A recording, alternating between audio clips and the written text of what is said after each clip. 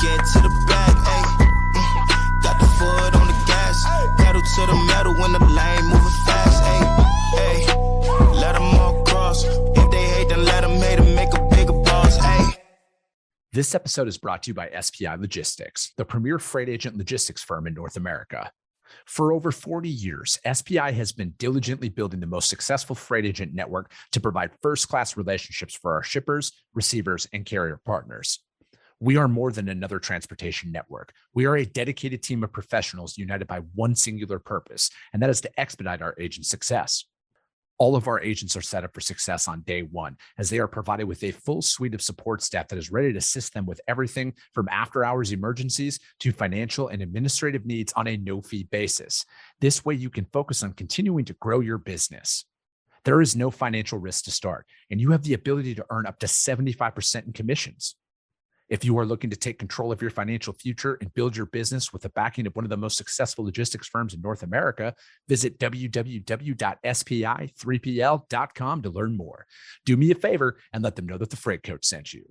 What is up, ladies and gentlemen? We are back. We are live. It is the Freight Coach Podcast, the top podcast in transportation, coming to you guys every single weekday, 8:30 a.m. Pacific, 10:30 Central, to break down some industry headlines. But most importantly, you guys provide some actual insight into what you can do with all of this information.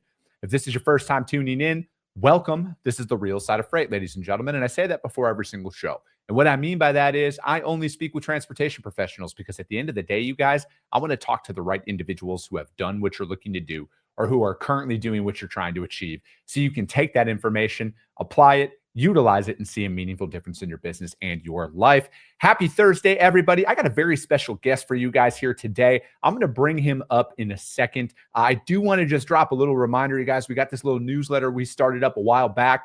I don't just sell out my contact list for this stuff, though, because I believe in earning your guys' downloads and all of that stuff. So if you want to subscribe to the newsletter, just go to thefreightcoach.com. It will auto prompt you to register it. It only drops once a week. We talk about the industry. We talk about fuel prices, rates, all of that stuff in there. So if you want to get in on that, go to thefreightcoach.com.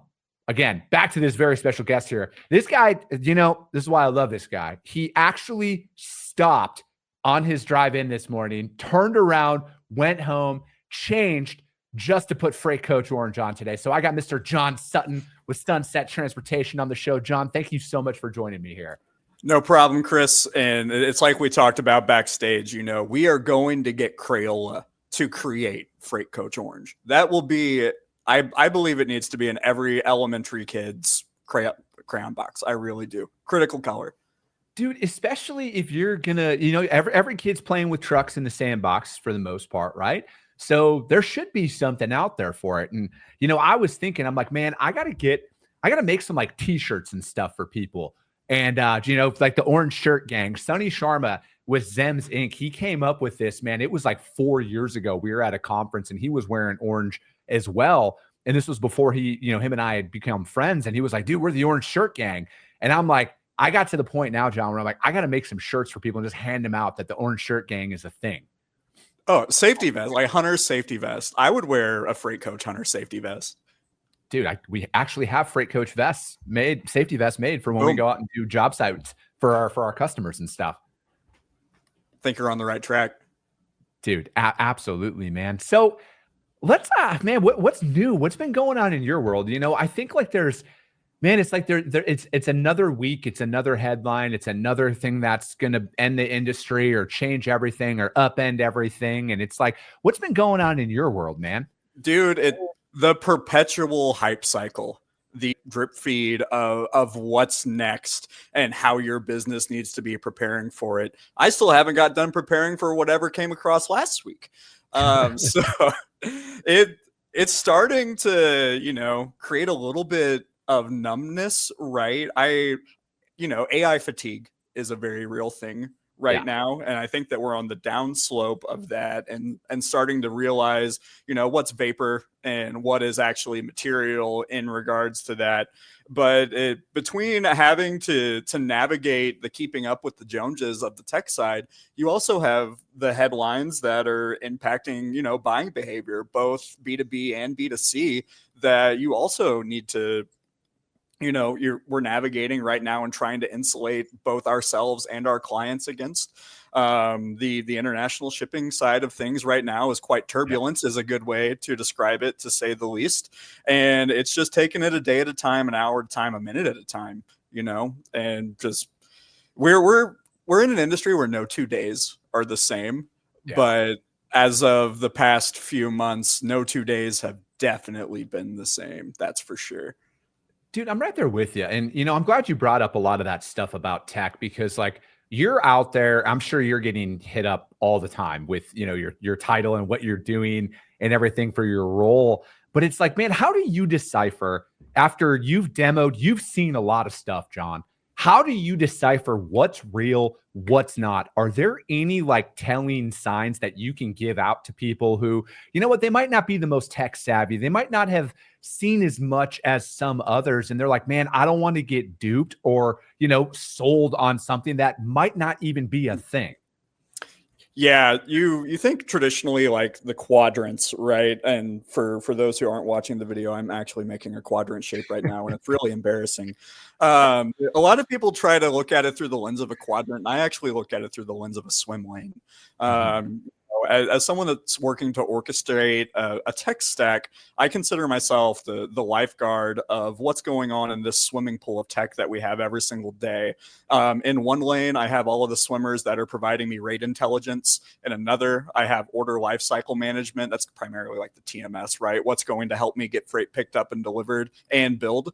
Then we have carrier sourcing, carrier qualification, identity management, monitoring, onboarding, pretty much anything that helps to make sure that the carriers that you work with are, behaving, and then any new carrier, or how do you go about effectively sourcing a new carrier? That's the third one. The fourth one is visibility. How can you help me to make sure that I know where my trucks are at any given time? I do believe that the pizza industry has had a very large adverse impact on what we do in over-the-road full truckload. Because if I can see where the Jimmy John's driver or the Domino's driver is at any given time with pinpoint accuracy, why can't I see where my truck is? And so what are the tools that help you to facilitate that? And then the last is back office automation. What happens after that shipment is billed, and how can you get that invoice out the door with all the necessary collateral as quickly as possible? So we've got tech that's just swimming in those lanes all day, every day.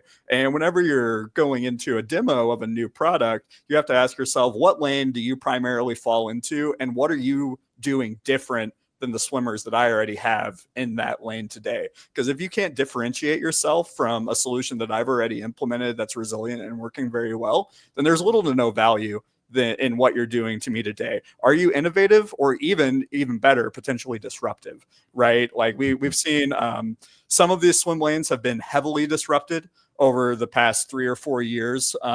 Providers that were once considered the crown jewel of the space now maybe in third place, and it's been pretty fascinating to watch over the years. But as you take these demos, what are they doing different relative to the space at large? Mm-hmm. Dude, I look at it where you actually need. I think most people need to start with, where is your business actually at, and what are your customers actually requiring you to have, or suggesting that you have, right? Because people are going to hear a lot of what you're saying there. And, I know the size and scope of Sunset. I mean, you guys are a mature organization. You've been around for a while.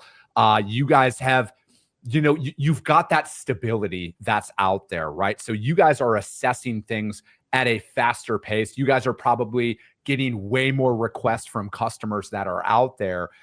What, from your stance, for the majority of the people that are out there, what do you actually need from a technology perspective? Because for me as a broker, I'm like, dude, you can get away with a solid TMS. I would suggest getting some rating software if you can afford it, and load boards. And I'm talking bare bones. This is where we're starting. I'm not talking we have enterprise shippers, we have 100 weekly volume of shipments or anything like that. I'm talking for the people who are building their stuff. Yeah. And this is not paid promotion right now, by the way, what I'm about to say. But let's think about it from the perspective as John and Chris, we go and start our own brokerage right now, Sunset Coach Logistics. Okay. And you and I, from day zero, we have to ask ourselves, do we want to do paper packets or do we want to do digital onboardings, right, for carriers? And, if we're going to do digital onboardings, we can't just go out and get a large platform like a highway or like an RMIS. That we're out over our skis in that regards. We're paying for a lot of horsepower that we're just not going to use. So you look at more straightforward, tried and true, and again, resilient solutions like my carrier packets, for example. There are various tiers. You're capable of paying a premium for any service that you want. Yeah. But at the end of the day, there are legitimate entry-level basic solutions that are capable of helping to meet the needs that small brokers have. And a lot of those needs in 2025 are customer imposed as well. We are sitting down with small, mid-size, and large customers alike to have the conversation specifically. Walk me through your tech stack. Show me the logos that you're using today. And because I think that this has really started to pop up as of late due to the state of fraud at the turn of the decade with the Black Swan event that was COVID, we sat down with a lot of clients to walk through the concept of carrier qualification and the tools that are out there today to facilitate that. And that kind of opened the door for them to want to know more. And they want to go horizontal and they want to understand your stack to the best of their ability. And I think that that's a good thing because any broker worth their salt, they have nothing to hide. I am more than happy to pull back the curtain and show you everything that's going on behind the scenes and everything that we've made strategic investments in to be able to support your business from day zero, right? And I would be skeptical as a shipper of any broker that isn't willing to do that.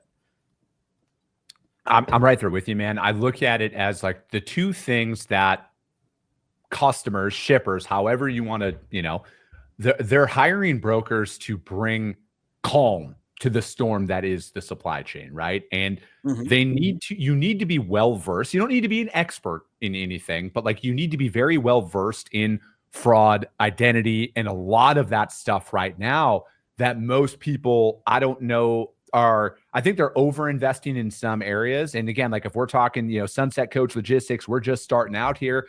Like we need something that we can afford, right? And there's a big thing out there where it's like, I look at it and dude, I'll use my company as an example here, John, as we're going out here and prospecting shippers. Like we're not going after enterprise level shippers because from the standpoint of this, the sales cycle is just way too long.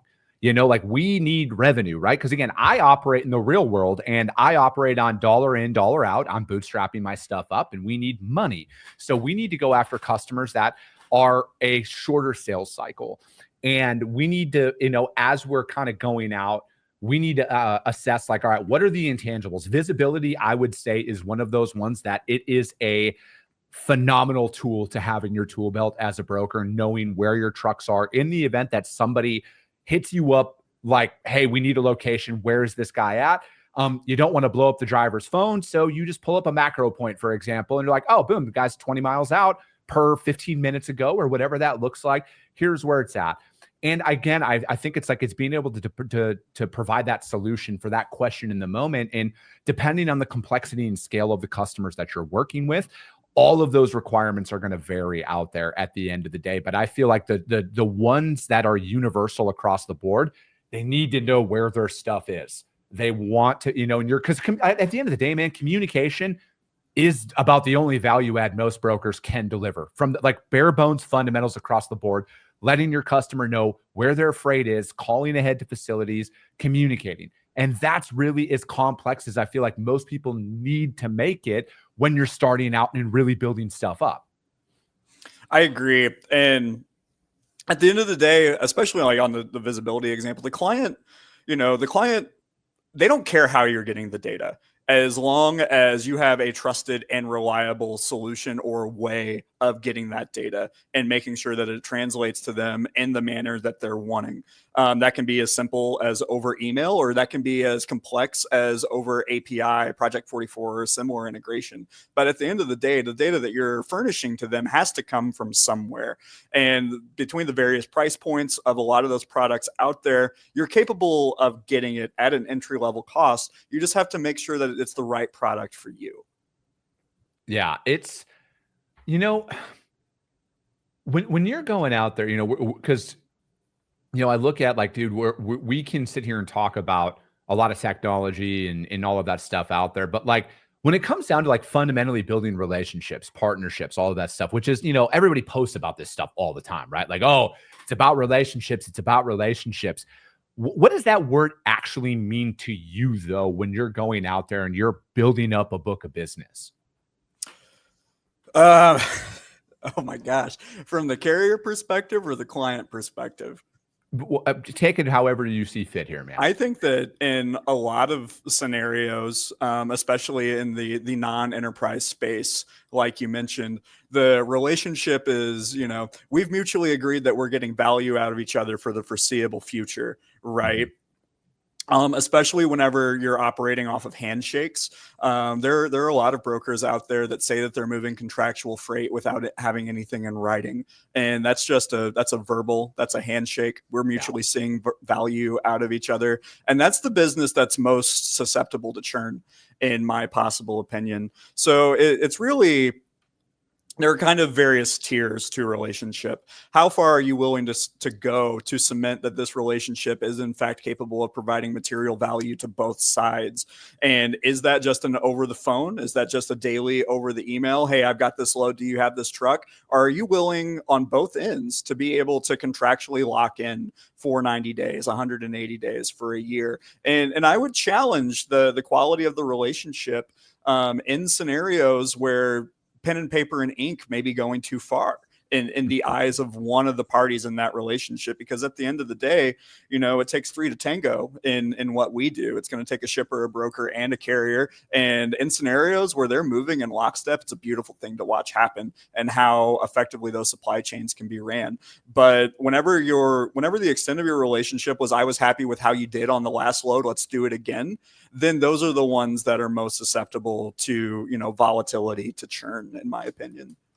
It's, I look at it as a lot of the situations, a lot of the markets that we're in, they're always uncertain, right? Because there is no guarantee of anything in life, really, right? Like, especially in business, but there's no guarantee, man. And a lot of people are emotional creatures in the moment. It's how you made them feel. I have found that when things go wrong, that is my opportunity to shine with my customers, because most people in adverse situations wait for the storm to pass, where I've just developed I'm going to rip this Band-Aid off. Mm-hmm. I'm going to go through this. I'm just going to figure it out, right? Like I might not say the right thing at the right moment, but I will figure it out. And from there though, it's like, how do you balance that out though, right? Where it's like, for me, one of the things that I'm really, really trying the hardest on in my business is to establish consistency across the board, a consistent experience that my customers have, whether they move one load with us in a month or 500 loads with us in a month, they receive the exact same level of service and communication. Same with my carriers. I want to give them a consistent experience with us. I want them to know that we're taking care of them.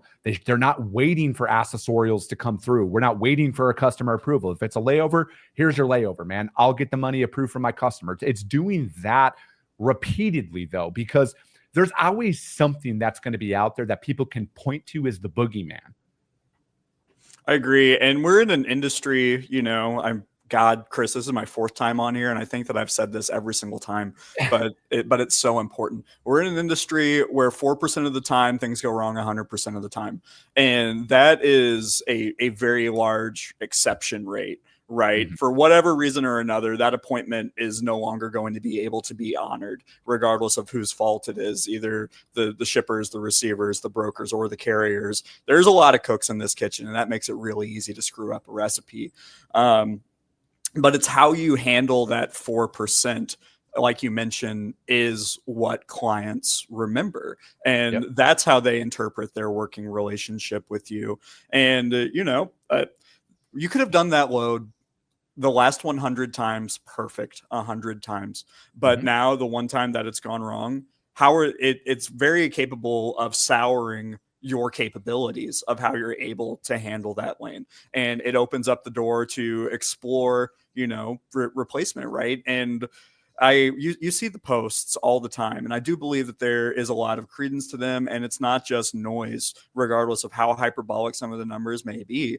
But you see the shippers that are keeping a notebook of the number of cold calls that they are getting a day, and they just create a tally, and they're just like, yesterday 27, today 36. Like they're coming out of the woodwork. A lot of these brokers that are revenue at any cost are promising things that they quite frankly can't deliver on, but at least it gives them an opportunity, right? And the best thing to protect you from that is your relationship and how you work with that shipper whenever the times get tough. I really break it down like this, John, just to kind of summarize what you're saying here. I would rather lose a customer for telling the truth than keep one on a lie at this point in my life. You know what I mean? Like all these promises, because they are getting bombarded. They're getting absolutely bombarded. But I view it as like, man, I want to be that kind of light in all the noise of like, damn, those guys were different, right? Like they weren't that pushy.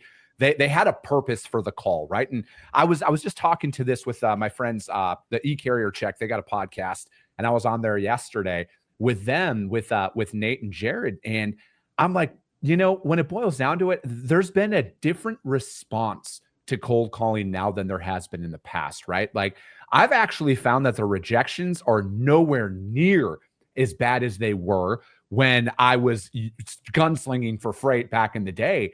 And I do truly equate it to this, John. We call with a purpose, man. Like we do open deck, we do full truckload. Like that's it. If you don't do that, if you're LTL heavy, have a nice day. Thank you so much for your time. That's really the purpose of my call. I was trying to find that out. I'll remove you from our list. And it's having that intent behind why I'm calling, because I want to set the tone from day one. They might not remember the first conversation that we have. I want to have everything set the tone. Day one, this is how we operate. We are upfront. We are honest. We might be honest to a fault, but good, bad, or indifferent, you are going to know exactly what's going on in every single situation. I agree. And honesty to a fault, that resonates so much with us. But I'm ready. I think that we were ready to jump on here today to talk about really the state of carrier identity solutions, right? And just the state of your working relationship with your carriers today and how your customers perceive that. Yeah. And I think like we were kind of jumping all over the place. I know. Man, but we were talking about that, right? From a software standpoint, where do we go? And here's where I sit, right? Like no matter what, the only real way to combat fraud and identity theft is to reutilize your in-network carriers that you've already done the work with, right? That's the only real tried and true method out there where you're going to minimize your exposure. And, I look at it as anytime I get a load, I'm reaching out to the carriers who have done that load for me in the past. First and foremost, every single time. That's where I want to sit, because like load boards, and again, I love load boards. I love Truck Stop. I love DAT from that perspective, but they're a tool for us to utilize, not to rely on entirely to operate our business. And I say it all the time. Load boards are a tool. They are not a crutch. And we see all of the memes, right, about the post and pray. And you can think that that's funny, but I promise you, your shipper does not think that is funny.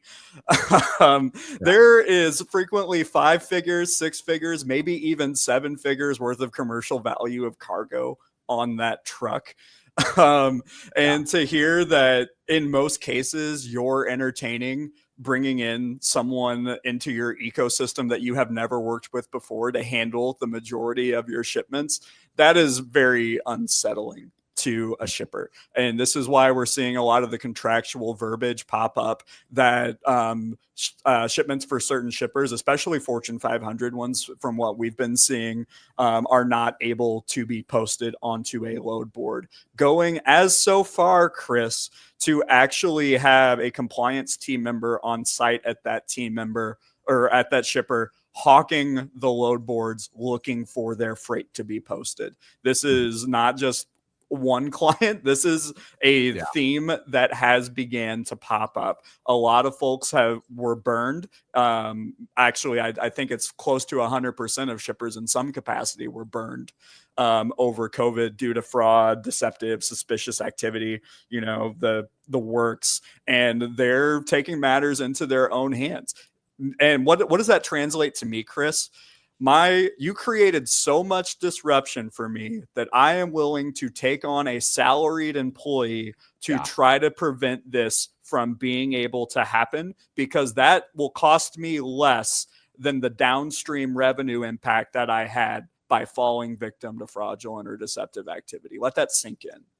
Yeah. I think a lot of people approach it, John, as how much money can I make on this load? They don't look at the downstream effect. I hate the word ripper. Chris, that is a word that I just absolutely cannot stand. I don't ever want to hear the word ripper. Oh, dude, I'm right there with you. I look at it as, every single shipment that we pick up. I mean, dude, that's hundreds of thousands of dollars worth of equipment that we're moving and product that we're moving out there.